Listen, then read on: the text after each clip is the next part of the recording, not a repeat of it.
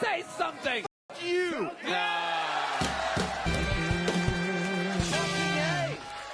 You know... Tony Hinchcliffe did it again. He gave us another stellar panel with two of the best guests in the show's history, with Adam Ray as Elaine and Sam Tallent on Kill Tony, episode 739. Elaine hasn't been on the show in more than a year, and I think it's one of Ray's best characters. Not brought out too often, but when she is, she delivers on all facets. Ray as Elaine was exactly what you'd expect. Full tilt absurdity with multiple running bits throughout the show. Let me just say this real quick. Tony, good to see you. You still look hungry. Red Ben, you look like you drowned 2 weeks ago. But let me say this about the hotel. There's blood on the sheets, there's cum on the floor, and say it with me, no breakfast. Yeah, I do like your accent. Say the word toilet for me. Toilet. Hilarious. I went to a Toronto Blue Jays game. I used to let Joe Carter titty fuck me in the 90s. Wow. Ever had poutine? Yeah. Yeah, unbelievable. She is an amazing impression. Oh, yeah. No one's better than Elaine. Yeah. We're really doing it, Red Band. Oh, I loved it. I love a good homeless guy. You know, I let a homeless guy titty fuck me in the 90s. For charity. Was it in Toronto? Yes. Nice. It was Joe Carter. Oh. How old are you, Wilson? I am 25. 25. You go to Chili's a lot, Elaine? Oh, my God, I practically live there. You got a coupon? What do you get? What do you get when you go there? It's a personal question. Why don't you shrimp scampi. I imagine us going out later and you're like, we're going to another bar! Fuck! 77, you want to let me put my Ouija board on your chocolate slip and slide? William, you look like the ringmaster for a flea circus. Anybody ever tell you that? I love that. Ray and Tallent also have great chemistry. The duo had several memorable riffs and even sealed their big night as panelists with a kiss. It's truly a pleasure to meet you, Elaine. I'll say I've been following you on Facebook since January 6th, and you've been making a lot of great posts. Yeah. Someone's got to say something now that Charlie's gone, you know? Is that Lou Gehrig's? Yes, sir. Did he get a tit fuck Elaine because of that? He would have. Yeah, the best way. Is Charity. For charity. Before you ask a question, think about what you're asking. She's from a different time, Tony, okay? We call her Pussy the ballot box. Whoa. Someone just talked themselves out of a titty fuck. Keep up that link. If I keep losing weight, I can do myself. How long have you been... You ever sat on a whoopee cushion? Or an old lady's face? Yeah. Say something! You!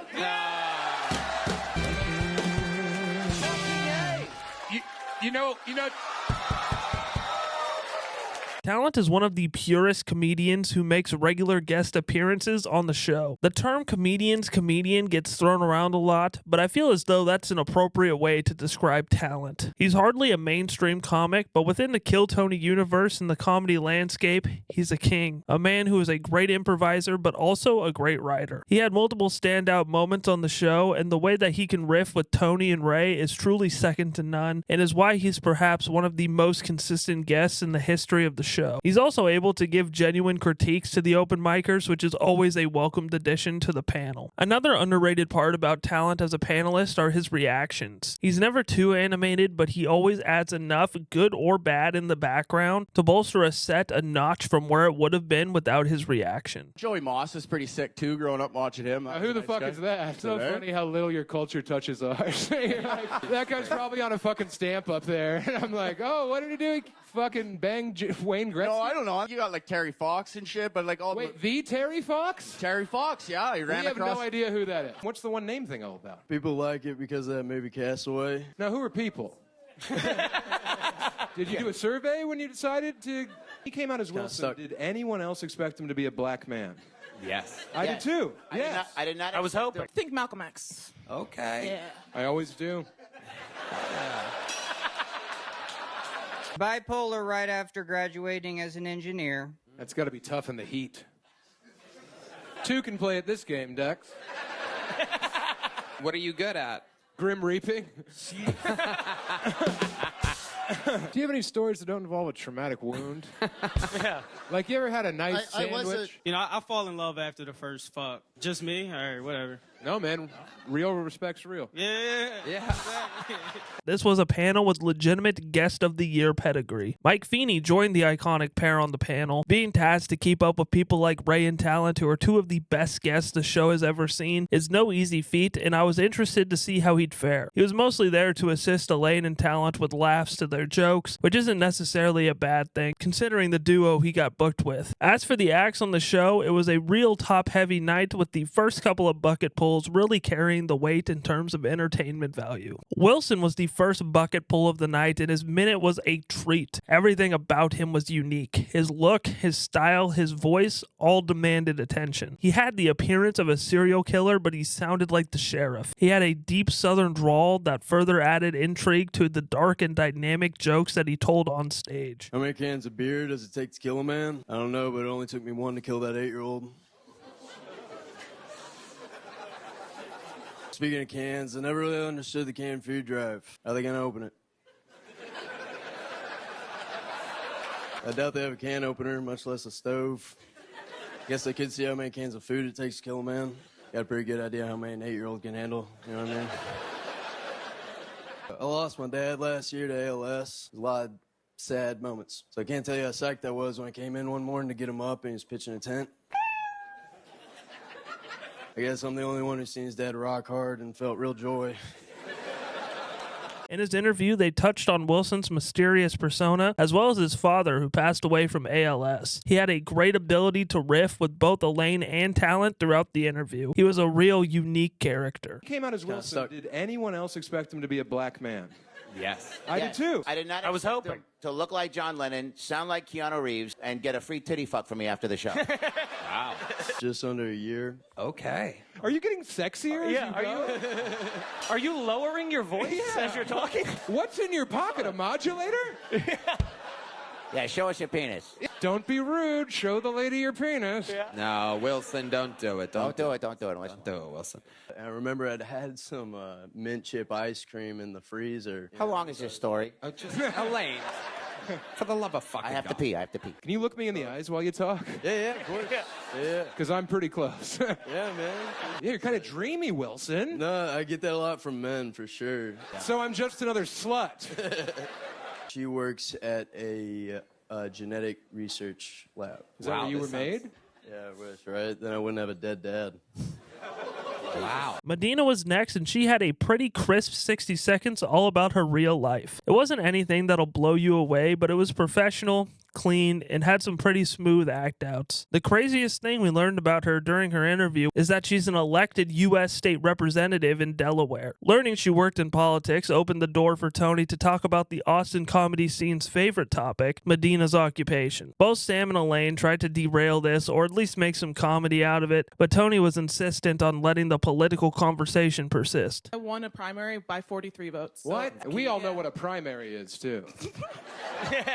What does that mean exactly, Sorry. Sam? I don't get it. I was being facetious. Please, explain. We know what a primary is. Oh, I don't. You don't? No, I Wait, don't. What the fuck? What's going on with you? I've been eating a lot of raspberries. I don't vote. Great. I would love to live in your country, Sam. You do. It's the best one. Where else can all of us hang out? We got fucking these guys over there, you know. We got a blind black guy. That's worth two. I mean, is that fair to say, ma'am? Let's get back to the guests here. Yeah, is there a yarmulke under that? Samuel. Is there? Is there? No, No. Okay. no. I love it. The end of the interview brought the show back on the comedy train after Elaine dropped the Red Bull of all things, but this created perhaps the riff of the night from the trio. You just knocked a Red Bull on your pussy. Well, looks like it's time to squirt. Another one of my catchphrases. Thank you, Michael. I think your pussy has wings now. The Red Bull can landed. It was already red. A Red Bull can on your pussy, Elaine. Don't you make my pussy mustache fall off. Elaine, I didn't hear it hit the floor, though. It's true. It swallowed it up. It hit me with a Stargate suction cup sound. Here we go. Could have hit any button in the world, and you made a noise with your mouth. You ready? I'll drop it and then do it. Ready, Ray-Ban? Ready? here you go, 1, Ray-Ban. 2, 3. Perfect. Red Band. How dare you? Dex, the third bucket pull of the night, kept the bucket's momentum alive with a really fun, self-deprecating 60 seconds. The Forrest Gump look-alike had a set chock full of self-loathing one-liners. He also just had some quick-witted one-liners that were also laugh-out-loud funny. It kind of reminded me of Keegan Carmichael, the Mitch Hedberg-esque comedian who was on not that long ago. I look like I ran here. At the gym, they call me the Stairmaster. Why is there an F in KFC? Because when you buy some, hell yeah, you got F in KFC. I should introduce myself. My name's Dex, which is cool, because I look like a Doug. Sometimes I think porn is addicted to me. I think Ludacris was real skinny until he started singing Get Out the Way. That's a whey protein joke. Do you know what is really odd? Half of all integers. Dex's time wrapped up with Tallent giving him praise, Elaine asking him to titty fuck her, and Tony going over Red Band's head to book him on the secret show. Truly the holy trinity of Kill Tony accomplishments. You're not missing out. Dinner parties are overrated. You know it's not? Getting titty fuck in your van tonight. I'm not joking. I'm not joking. Dex, I think it's great that you're taking personal accountability for your mental health, and I think it's very brave. You did an excellent job at the comedy, too, man. Yeah. Very cool. Very cool, man. Very cool. You want to do a spot on the secret show on Thursday? Hell yeah, there you go. If you're not going to do it, I will, you fucking dork. This fucking stiff ass. If you had just B-cup titties, he would have had you on. Next time I bump you like that, maybe you should just do it yourself. It looks like you're in control of things. How many of you are going to go Thursday just to see Dex? See that? Look at that right there. Fucking liars. One of the more interesting moments of the show came after Pauly Shore appeared for apparently no reason. Once he left, the topic of the Riyadh Comedy Festival came up, with Tony talking about how Saudi Arabia is calling itself the new comedy capital of the world. Tony disputed this and informed us that he and Red Band got offered $1 million to do the festival, and they said no. Now, does this mean that they wanted Kill Tony to go to Saudi Arabia? Otherwise, why would Red Band also get offered? Which is why I'm skeptical if this is actually true, because unless they did an all-regulars show, or if Tony did some sort of Killers of Kill Tony deal, there's no way a Kill Tony show would have happened over there. If this is true and it was for both of them to do stand-up, why would they want Red Band? And for $1 million? The other interesting part was during this whole bit, the screen was black on YouTube, which is just weird. Not sure why they did that. Hardly doubt it was an accident. You are in Austin, Texas, the comedy capital of the world. I think it's Riyadh, Saudi Arabia right now. We turned it down, if you're wondering. Red Band and I turned down $1 million each. And they tripled it. Yeah. Said no. They tripled the offer. We said no again. I, on the other hand, accepted, but I missed my flight. After this bizarre situation, Frankie Magoo started the bucket pulls back up, and he delivered the bomb of the night. He had 0 punchlines and basically was just sharing his emotional damage with the crowd, leading to him getting booed. Opens that MacBook Pro and guesses that password. You have no fucking idea what you said to your mom 12 years ago. I would say the worst shit ever. Yeah. We were engaged after the 9th year, called that off, had a 1.5 years off. That was that.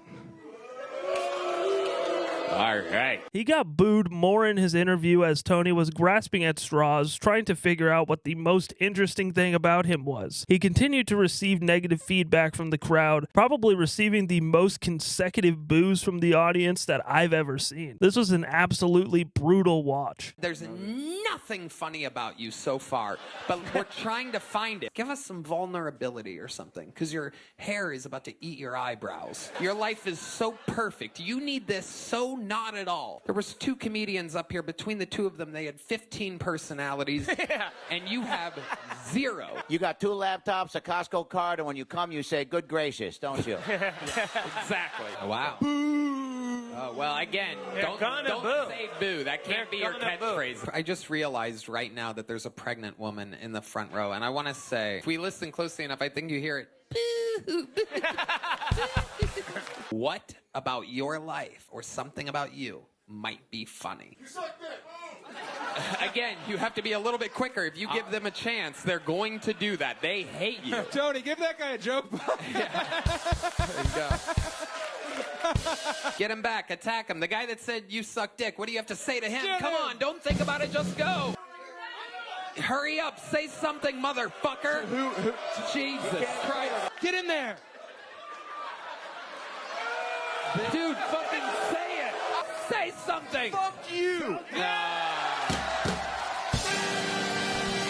After a sort of tough to get through second half of the show, Koger closed things out from the bucket and had a rock solid minute. The mothership employee has been on the show several times before and never disappoints. In fact, this may have been his best minute yet. Do real plants look at fake plants and think, why is this nigga not breathing? Yeah, here's another thought. It seems like a waste of earth to bury midgets 6 feet deep. Bury that little nigga in a mailbox or something. Yeah, I've also noticed that job interviewers will ask you, what's your biggest weakness? Then be surprised when you say big titties. It's like, come on, you asked. Humongo mommy milkers are my biggest weakness. William Montgomery closed the show as he's known to do, and it was a pretty run-of-the-mill set from William. However, he bonded the most with Elaine, who we learned got pregnant with William's baby, and she did a huge closing number to end the show and to celebrate her recent pregnancy. And if you know the words, sing along. Hit me, Ben. Slide down, Mike. I've traveled the world, but tonight will be the greatest night of my life. It has to be. Well, we've seen good jokes and bad jokes and Jews and blacks. And that fat guy almost had a heart attack tonight. When you sign up for Kill Tony, you try your best. And if you stroke out, go back home and call me for a titty bug. Everybody, call me for a titty bug. Just Joe Rogan. Just a white man can call me for a titty bug. You have my number, call me, bitch. Call me for a titty bug. And I'm so happy you're pregnant. I'm so happy you're pregnant. I'm gonna give birth to a little clown. Alrighty, guys, and that was my Kill Tony episode 739 review. What did you guys think of this episode? What did you guys think about Tony and what he had to say about him getting offered to do the Riyadh Comedy Festival? Were they trying to say that Kill Tony was going to be going on in Saudi Arabia, or did they really offer Red Band $1 million to do comedy over there? I gotta know. Leave your thoughts in the comment section down below. Don't forget to hit that subscribe button, click the bell icon so you get notified every single time I drop a new video. Thank you guys so much for watching, and as always, I hope you have a great rest of your day.